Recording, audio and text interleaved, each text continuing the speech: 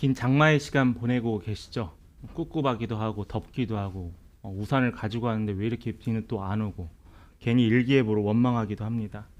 그래도 전국에 비 피해로 또 재산과 가정을 잃으신 분들에게 위로와 하나님의 소망이 있길 바랍니다. 저희 교단에서도 이제 담임 목회자들에게 문자가 왔었는데 비 때문에 이제 잠긴 교회들이 되게 많다고 하더라고요. 특별히 대전에 이번에 좀 많이 피해가 있었죠. 대전에 선결교단이 좀 많은데 많은 도움도 필요하다고 또 기도도 필요하다라는 이야기를 들었습니다. 매번 이렇게 계절이 바뀌면서 경험하는 것은 뭐냐면은 자연 앞에서 인간은 참 작다라는 거예요. 우리가 모든 걸 다스리고 예보하고 통제한다고 하지만은 우리가 통제할 수 있는 것은 정말 극히 작은 부분이더라고요.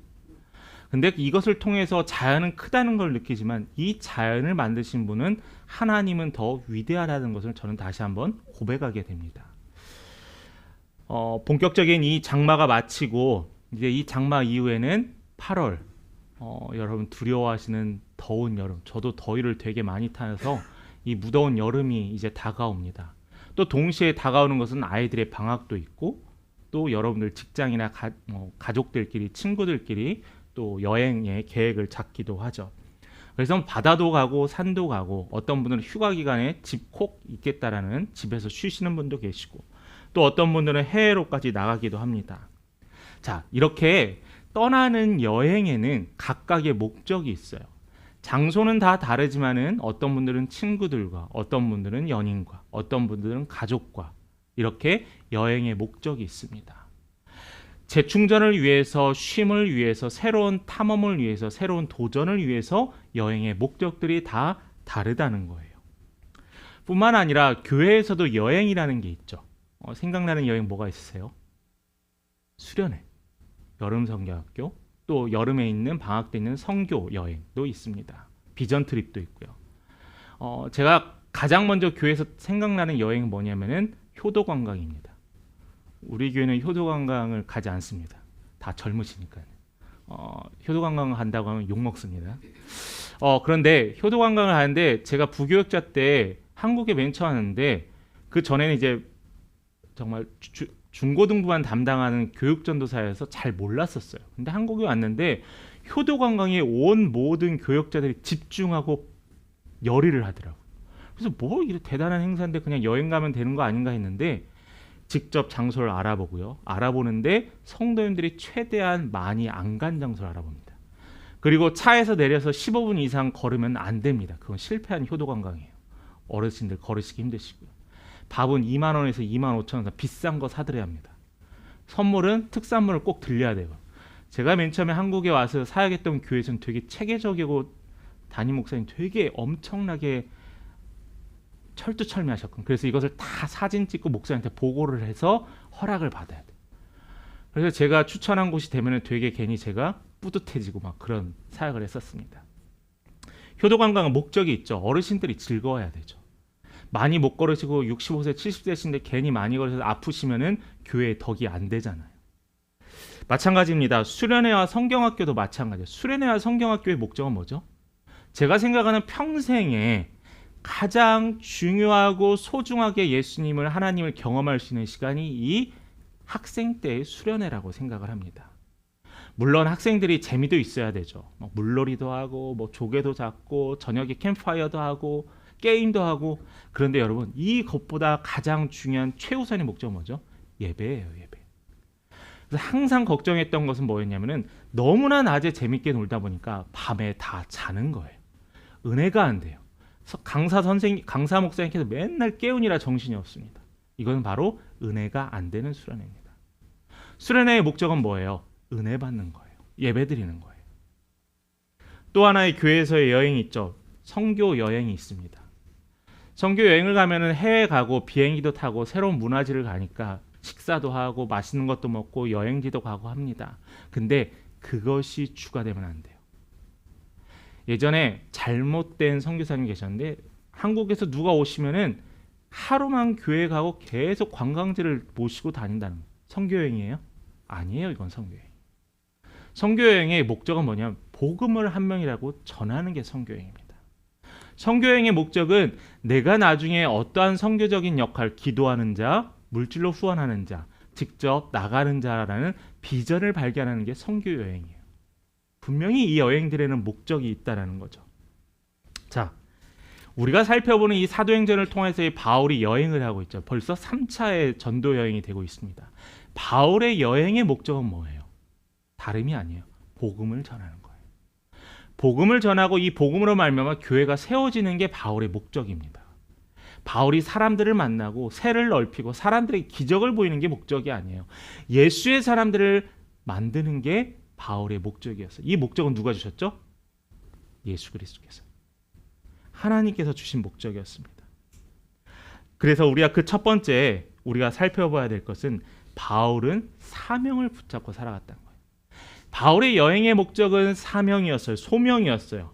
이 3차에 이르는 전도여행, 선교여행을 통하여서 바울은 어느 한순간도 그것을 잊지 않았다라는 거죠.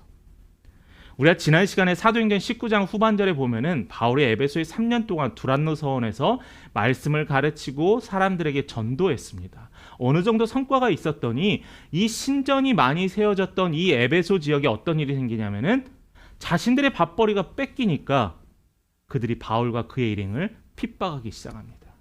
이방인들도 핍박하기 시작해요. 왜요? 이 우상의 신전을 사야 될 사람들이 기독교로 개종하기 시작합니다. 기독교로 개종하니까 자신들이 만든 신상을 살 사람들이 점점 없어져요.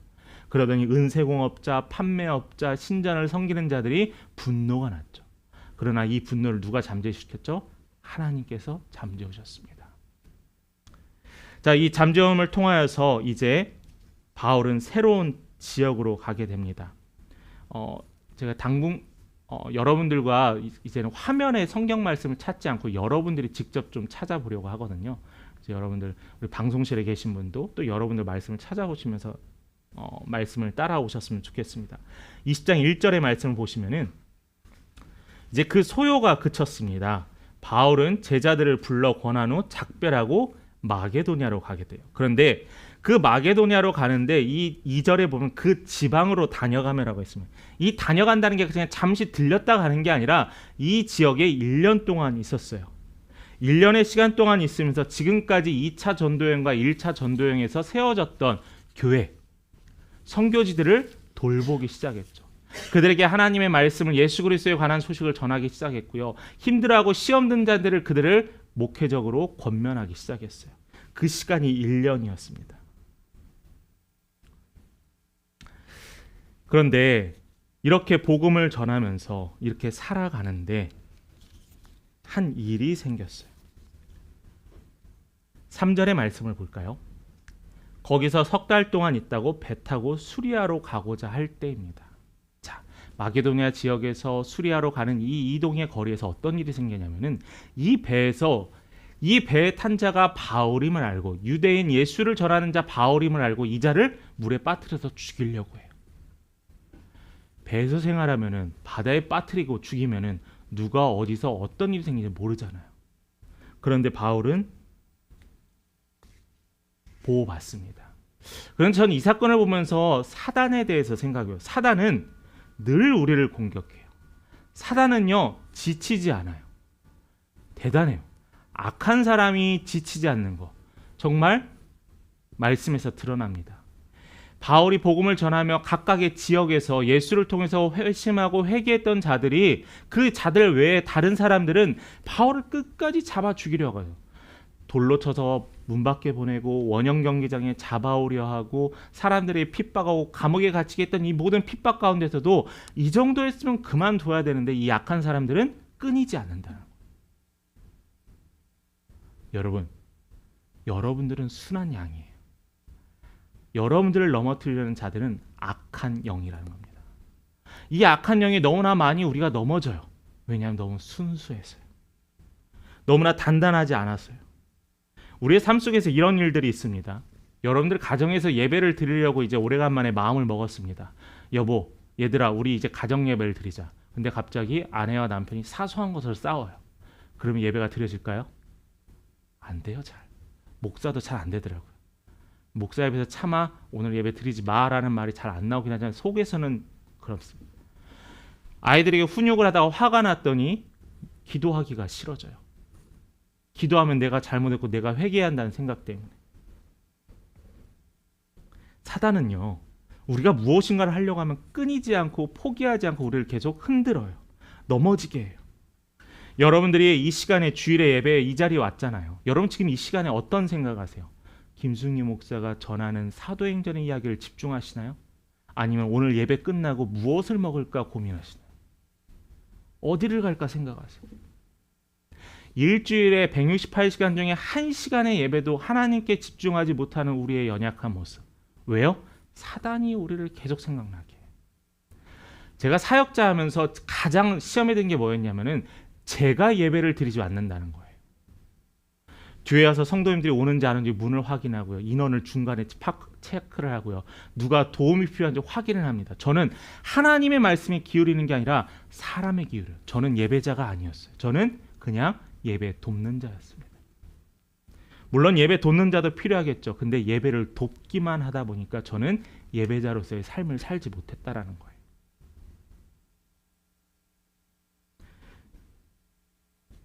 제가 여러분들에게 항상 하는 얘기가 있잖아요. 1년에 한 번 가정신방을 할 때 예배가 중요합니다. 하나님이 우리 가정에 무슨 말씀을 해주신지가 중요합니다. 그 말씀을 붙잡고 들어야 합니다. 그 말씀을 왜 주셨는지 우리는 알아야 합니다라고 하잖아요. 뒤에 있을 식사 대접, 간식, 음료수, 집 청소 중요하지 않아요. 제가 여러분들 집 더럽다고 어디 가서 얘기하는 거 들어본 적 있으세요? 당연히 없죠. 아무도 저는 얘기를 안 했으니까.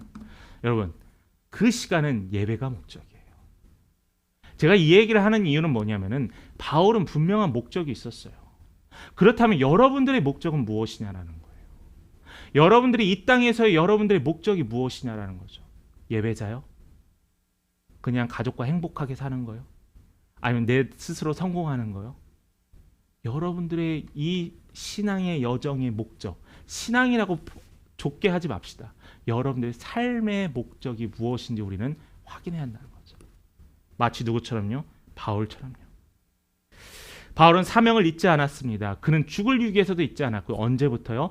예수가 다메섹 동에 사용해서 그에게 보이시고 난 이후부터 바울은 결코 그 소명이 흔들리지 않았어요. 사단의 유혹이 없었을까요? 사단의 시험이 없었을까요? 있었습니다. 그러나 그는 흔들리지 않았어요. 왜냐하면 분명한 목적이 있었기 때문에. 두 번째로 우리가 본문의 말씀을 통해서 확인할 수 있는 것은 우리는 뭐냐고 하면은 동역자라는 거예요. 여러분 주보에다 나와 있는 우리는 동역자라는 겁니다. 우리가 4절부터 보면은 4절에 많은 사람들의 이름이 나옵니다. 이 4절에 나오는 사람들의 인물은 뭐냐면은 당시에 예루살렘에 그 궁핍한 흉년이 있었습니다. 그래서 바울이 전도했던 이 전도지에서 전도지의 대표자들이 구제할 것을 가지고 모이게 되었어요. 자, 세운 지 얼마 안 되는 교회, 그 작은 교회들이 그 크고 대단한 예루살렘 교회를 섬긴다라는 거예요. 하나님의 일은요, 큰 교회만 하는 게 아닙니다. 하나님의 일은요, 내가 넉넉해서 하는 게 아니에요. 하나님의 일은 하나님이 내게 마음을 주셨을 때 하는 거예요. 하나님이 내게 그 사람을 보이게 했을 때 하는 거예요.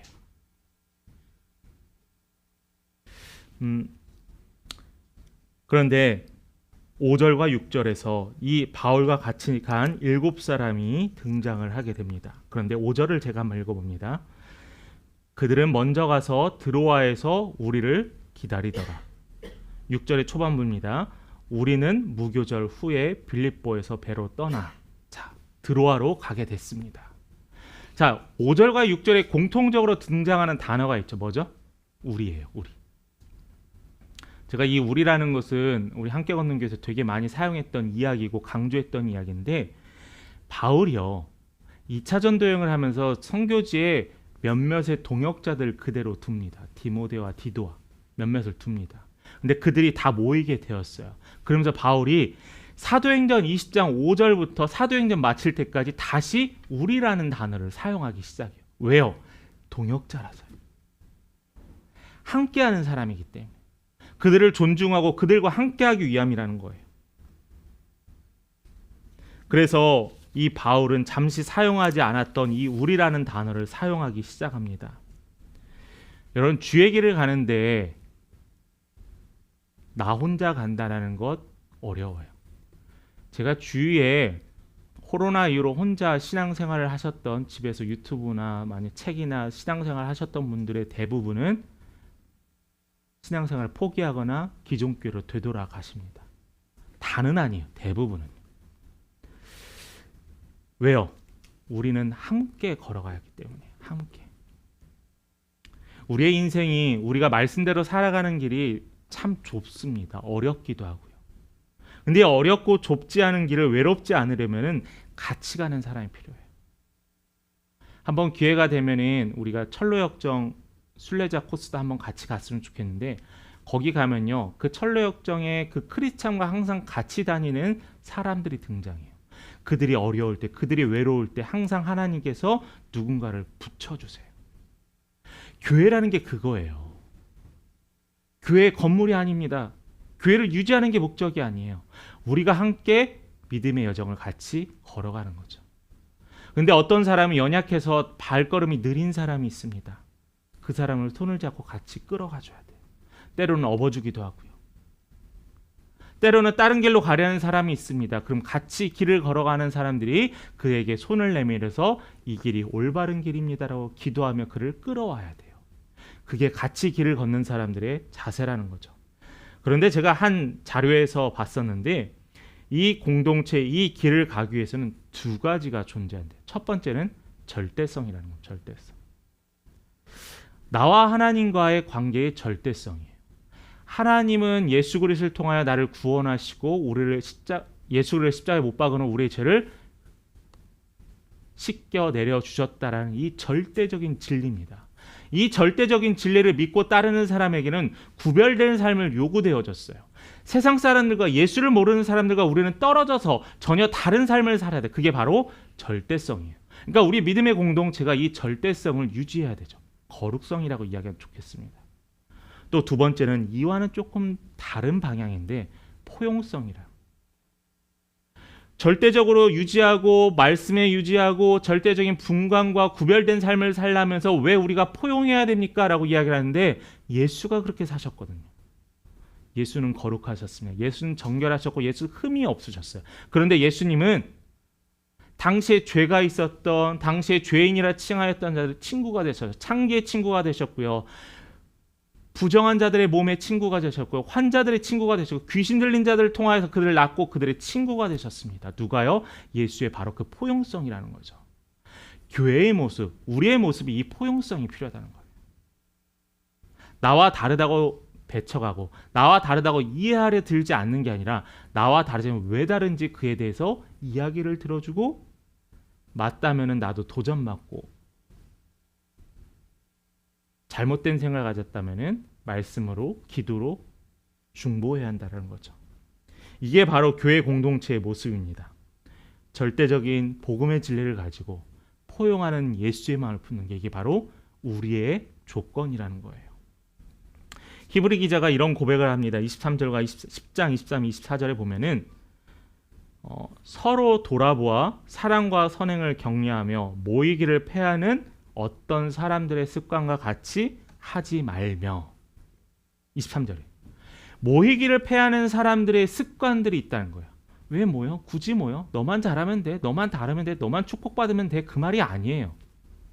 그 뒤에 뭐라고 고백하냐면, 말씀하냐면은 오직 권하여 그날이 가까움을 볼수록 더욱 그러하자는. 그러니까 모이기를 패하는 게 아니라 모이기에 힘쓰라는 거예요. 여러분들 매일 저녁마다, 매일 새벽마다 교우라는 말이 아니에요. 이 모임에 대한 사모함이 있고, 우리의 공동체, 우리의 믿음의 공동체가 소중하고 서로 모든 지체가 귀중하다는 걸 우리는 알고 있어야 한다는 거죠. 신앙생활은 혼자 떨어져서는 힘듭니다. 시험은 더더욱 어렵습니다. 여러분, 파도가 밀려오는데 돌멩이 하나를 이렇게 세워놨습니다. 그럼 그 파도에 그 돌멩이 하나는 쉽게 곧 무너집니다. 그러죠? 그런데 이 돌을 여러 개를 세워놨어요. 그럼 이 파도를 견딜 수 있는 힘이 조금 더 강해집니다. 성냥이 하나가 있으면 이 성냥 하나로 불을 밝히기에는 작습니다. 그리고 금방 타버려요. 그런데 성냥을 이만큼 뭉텅이로 불을 태웠습니다. 한순간에 밝아지게 되죠. 교회도 마찬가지예요. 여러분 혼자 신앙생활 할 수 있어요. 여러분 혼자 사막에 가서 예전에 서기 2세기 3세기에는 사막에 가서 신앙생활 하신 분이 있어요. 그분들의 평생의 삶은 하나님을 만나고 하나님과 교제하고 기도하는 거였어요. 그렇게 해서 신앙생활 가능합니다. 그런데 신앙생활은요, 예수께서 우리에게 이 교회를 하나님께서 교회를 허락하신 이유는 서로 돌보아 권하여 아름다운 믿음의 공동체, 덕이 되는 공동체를 세우라는 거였어요. 신앙생활은 제약도 많고 내가 굳이라고 생각이 들 때가 있습니다. 결코 편한 길, 쉬운 길이 아니에요. 그래서 우리는 같이 걸어가는 사람이 있으면 편합니다. 어려운 일에 빠지지 않았는지 서로 돌보아야 되고요. 시험에 빠지지 않았는지 돌보아야 됩니다. 낙심한 자가 있으면 격려해 줘야 되고요. 또한 그와 함께 기도해 줘야 합니다. 왜 하나님께서 교회를 믿음의 가정이라고 이야기했겠습니까? 가정은 뭐예요? 우리 가족 중에 누가 아프면 마음이 아프잖아요. 힘을 쓰잖아요. 힘을 내잖아요. 우리도 마찬가지라는 거예요. 육신만을 이야기하는 게 아니라 영적으로 아파 있는 힘들어하는 그들을 위해 기도하는 믿음의 공동체가 되어야 한다는 거죠. 그래서 우리는 모이기에 힘쓰고 우리라는 이 단어, 우리라는 하나님이 주신 이 명령에 순종하시길 간절히 소망합니다. 마지막 세 번째는 우리가 7절부터 12절에 나와 있는 너무나 잘 아는 등장인물이죠. 유두고입니다. 옛날에 이런 이야기 설교 때 많이 들었을 거예요. 여러분 좋으십니까? 유두고가 3층에 떨어져 죽었어요. 말씀 읽다 어떻게 떨어질 수가 있어요? 졸 수가 있어요. 알고 보면요, 이 유두고는 대단한 사람이에요. 어떤 사람이냐? 이 유두고는 사실은 노예였습니다. 노예니까 아침부터 오후까지 저녁까지 일을 하고 지친 몸을 이끌고 이 자리에 참석한 거예요.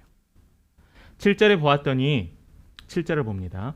그 주간의 첫날에 우리가 떡을 때려 하여 모였더니 바울이 이튿날 떠나고자 하여 그들에게 강론할세 말을 언제까지요? 밤중까지요. 언제까지 했대요? 밤중까지요. 낮에 일했던 사람들이 그 다음 날도 함께해서 말씀을 계속 전했대요. 근데 당시에 이 말씀은 제가 이렇게 여러분들에게 하나님의 말씀을 선포하는 것처럼 일방적인 선포가 아니라 당시에는 강론이라고 합니다.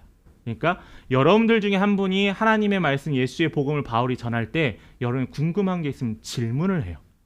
목사님, 예수님이 어떻게 그런 일이 있을 수 있습니까? 하면 그 말에 대답을 해줘요. 그게 강론입니다. 어떻게 생각하면 지금의 성경 공부와 같은 거죠. 근데 이 시간이라고 하지만은 노예였던 이 유두고가 지친 몸을 이끌고 이 시간에 하는데 밤이 되니까 어떻게 됐어요? 몸이 피곤하잖아요. 그렇죠? 잠은 누구도 못 이기죠? 장사도 못 이기죠. 눈꺼풀은 들 수가 없습니다. 이해합니다. 어떤 사람이 이래요. 어떻게 하나님의 말씀을 듣는데 이 귀중한 자리에 졸 수 있느냐? 졸 수 있어요. 근데 졸지 않으려 노력을 해야겠죠. 자, 근데 유두고가 8절에 보았더니 우리가 모인 윗다락에 등불을 많이 켰는데 왜 굳이 이 성경에 등불을 많이 켰다라는 이야기를 했겠어요? 뭐냐면은 밤에 어두우니까 안 보이니까 졸 수 있겠지 않느냐라는 그 사람들의 반대적인 이야기입니다. 그러니까 낮과 같이 수많은 등불을 켜놓고 있다라는 그 당시에 9절에 유두고라 하는 청년이 창에 걸터 앉아 있다가 깊이 졸더니 바울이 강론하기를 더 오래 하니까 졸음을 이기지 못해서 어떻게 됐죠? 땅에 떨어지겠습니다.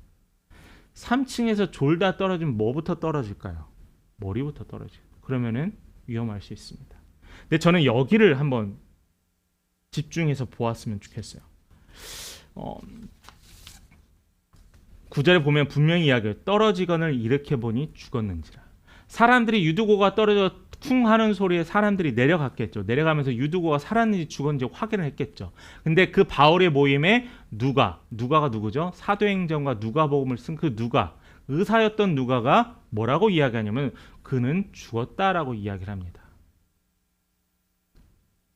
누가가 죽었다라고 당연히 얘기했죠. 왜냐? 의사니까요. 자, 그 소식을 듣고 10절을 우리 같이 한번 읽어봅니다. 10절 같이 읽겠습니다. 시작. 바울이 내려가서 그 위에 엎드려 그 몸을 안고 말하되. 자, 10절의 말씀을 보죠. 앞부분에 바울이 내려가게 됐습니다. 그러니까 사람들은 이미 내려갔고 바울이 아마 늦게 내려간 것 같아요. 강론하는 중이었어요. 바울이 내려가면서 어떤 생각을 했을까요? 만약에 여러분들이 강론하는 바울과 같은 입장에서 누군가가 강론을 했다가 떨어져 죽었어요. 깜짝 놀라죠. 여러분들은 그 죽은 자를 만나러 가면서 내려오면서 어떤 생각을 하시겠어요? 불안하지 않을까요? 걱정되지 않을까요? 살았는지 죽었는지 고민되지 않을까요? 굳이 내가 내려가야 돼 걱정하지 않을까요? 두렵지 않을까요? 혹시 이 일을 계기로 왜 굳이 밤까지 말씀을 늦게까지 전해서 사람들을 피곤하게 하느냐라고 반대하는 사람들이 생기지 않을까? 내려가면서 혹시 이 강론이 없어져야 한다라고 하면서 강론을 반대하는 모임들이 생기지 않을까? 저 같으면 그런 생각이 생길 것 같아요. 그런데 바울은 달랐습니다. 바울의 사명은 분명했기 때문에 달랐어요. 왜요? 바울은요, 소명에 붙든 자, 분명한 목적이 있었던 자였어요. 바울이 뭐라고 하죠? 그를 안고 생명이 그에게 있더라. 뭐가 있다고요? 생명이 그에게 있어요. 죽지 않았다라는 거예요. 사람들과 누가가 가서 확인했는데 죽었다라고 하는 유두고가 바울이 안고 그를 안았더니 그가 죽지 않았다라는 거예요. 저는 여기에서 유두고도 칭찬하고 싶고 바울의 담대함도 칭찬하고 싶습니다. 그게 바로 우리의 모습이 한다는 거죠.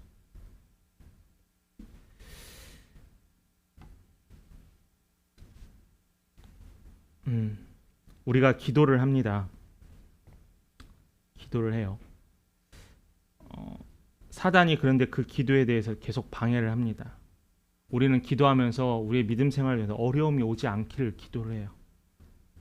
믿음의 조상인 아브라함부터 시작해서 예수께서 모든 성경의 인물들은 시험과 유혹이 없지 않았습니다. 하나님이 너무나 사랑한 다윗도 있었고요. 예수님께서 40일간 금식하시고 광야에서 나오시고 처음으로 맞이한 자가 누구냐면 사단이었어요. 시험이 없지 않았어요. 우리의 삶이 어려울 때 사단이 특별히 침투하더라고요. 건강이 좋지 않을 때 침투하더라고요.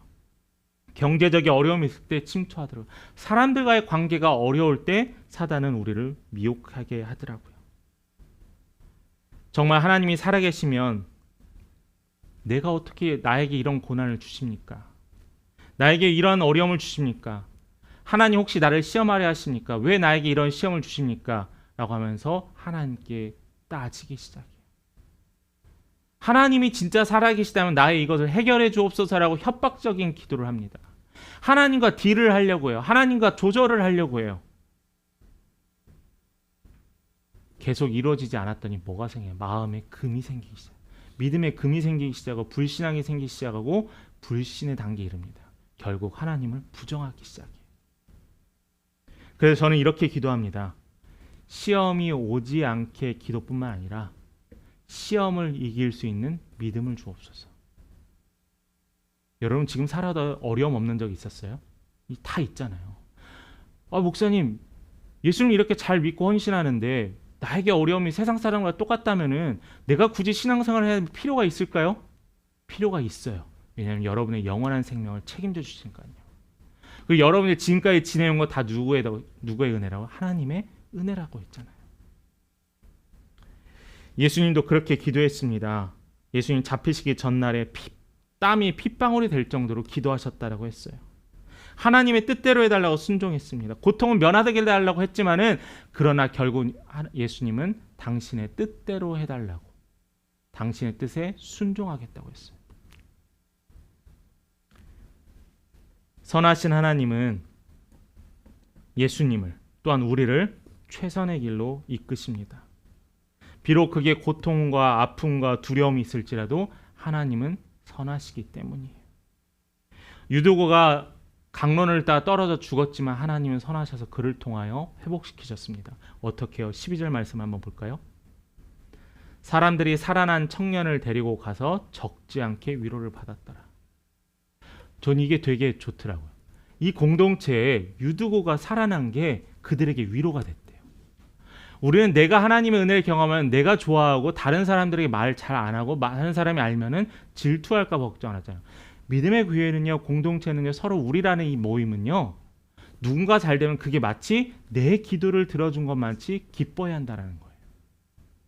누가 자녀를 출산하고, 누가 좋은 학교에 진학을 하고, 누가 좋은 직장에 가게 되고, 누가 더 넓은 지역으로 이사를 하게 됐어요. 하나님의 은혜입니다. 당사자만 고백하는 게 아니라 우리의 믿음의 공동체가 함께 감사합니다라고 고백해야 한다는 거죠. 왜요? 하나님의 선한 하나님은 그렇게 되기 때문입니다. 그런데 이런 일들이 있어요. 복음 전한 일에 힘쓸 때 교회에서도 선교지에서도 어려움 당할 수 있는데 이런 분들이 간혹 있습니다. 불난집에 휘발유를 붓는 분들이 있어요. 말을 계속 스피커처럼 키웁니다. 그냥 교회 안에서 쉬쉬하게 잠재우자는 게 아니에요. 젊은 세대들이 잘못된 생각이 뭐냐면은 교회 안에 잘못된 부정의 모습들을 말함으로써 드러내라는 게 그게 정의라고 생각하는 그건 아닙니다. 저는 순기라고 하잖아요. 그 정의로움을 위해서 기도하라는 거예요. 하나님이 일하실 수 있는 틈을 주라는 거예요. 왜 우리는 스스로 교만하고 스스로 잘났다 생각해서 하나님이 일하실 수 있는 여유 공간을 주지 않는 거예요. 내가 계속해요. 내가 무엇을 하려고요. 목사님들 1세대, 2세대 목사님들 은퇴하시면 새로운 목사님을 청빙을 합니다. 교회 안에 문제 너무 많이 생겨요. 내 뜻대로 내가 원하는 목사님 오지 않으니까 그 교회를 떠나요. 그건 옳지 않은 하나님의 방법이라는 거죠. 얼만큼 기도하셨냐라는 거예요. 얼만큼 그걸 위해 하나님께 매달렸는 거예요. 예수님처럼 피가 땀이 되는 것처럼 기도하지 않더라도 매일매일 그걸 위해 얼마나 기도했냐라는 거예요. 그러니까 자꾸 내 입에 나오는 게 뭐예요? 사람의 언어, 인간의 언어, 사단의 언어가 나오는 거예요. 세상의 기준을 가지고 교회로 들어오니까 교회가 어려워지는 거잖아요. 여러분, 흔들리지 말아야 됩니다. 눈에 보이는 게 다가 아니에요. 예수를 생각하고 하나님을 생각하십시오. 선한 길로 인도하신 그 하나님이 여러분들과 함께 하실 겁니다. 말씀 마칩니다. 바울은 지치지도 않습니다. 11절의 말씀에 봤더니 아마 성격이 T인 것 같아요. 올라가자마자 바로 떡을 떼고 애찬을 했다고 합니다. 방금 전에 죽어가지고 사람들이 난리를 쳤는데 바울은 어떻게 보면 좀 냉혹할 정도로 그 목적에 소명이 붙잡혀 있었습니다. 근데 그 이후에 떡을 떼고 어떻게 했어요? 오랫동안 날이 새기까지 이야기했대요. 드로아 성도들은 죽었다 살아난 청년을 인하여 하나님의 위로와 격려를 받게 됐습니다. 어떻게 이런 일이 가능했을까요? 이렇게 해달라고 기도했던 것 아닙니다. 우리 하나님은요, 하나님의 인도하심에 순종하는 이들에게 놀라운 일들을 보이세요. 그러니까 우리는 하나님의 인도하심에 기대해야 합니다. 우리 삶에서 벌어지는 모든 일 가운데 그렇다면 우리도 하나님의 말씀에 순종해야 돼요. 오늘 말씀을 통해서 여러분 무엇을 순종하겠습니까? 오늘 말씀을 통해서 여러분에게 가족과 어떤 이야기를 하시겠어요?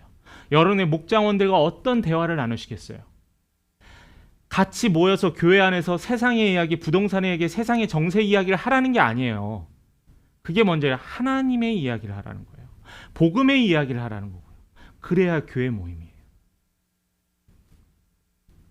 여러분, 신앙생활 하잖아요. 그리스도인이잖아요. 이 시간에 예배드립니다.